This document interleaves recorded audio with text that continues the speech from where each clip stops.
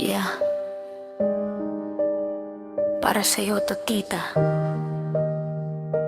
Kwento ng sakripisyo, sakit at pag-asa.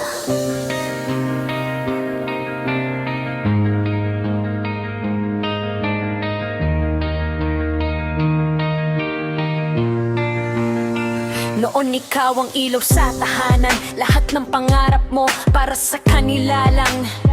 Buhos biyaya, walang hinihining kapalit.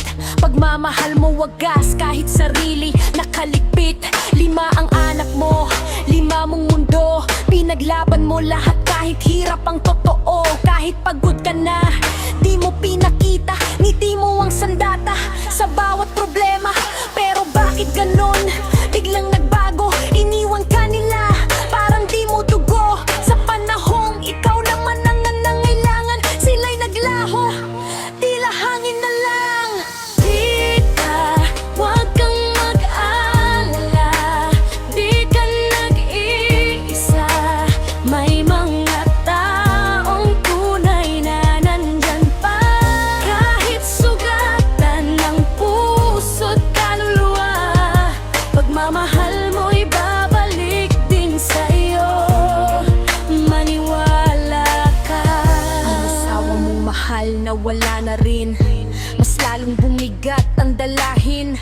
Pero di ka tuluyang nahulog sa dilim, kasi may ate at pamangkin mong dumating. Sila ang sumalo sa iyong mga luha. Sa bawat gabi na ikaw ay nag-iisa, pag-aalaga nila'y tunay at wagas. Hindi ka iniwan sa gitna ng bagyo't hirap.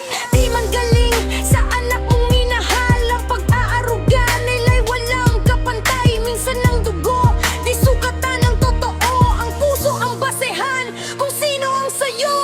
Tita, huwag kang mag-alala, di ka nag-iisa. May mga taong tunay na nandyan pa. Kahit sugatan ng puso't kaluluwa, pagmamahal mo'y babalik din sa'yo.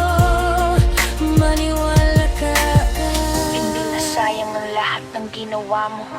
Ang kabutihan mo'y buhay pa sa mundo. Kahit iniwan ka ng sarili mong dugo, may Diyos na nakakakita ng puso mo. Kaya laban ng tita, taas noo lagi. Sa bawat sugat may paghilom na darating. Di man sila ang bumalik, sa piling mo may mga taong di ka iiwan. Totoo to.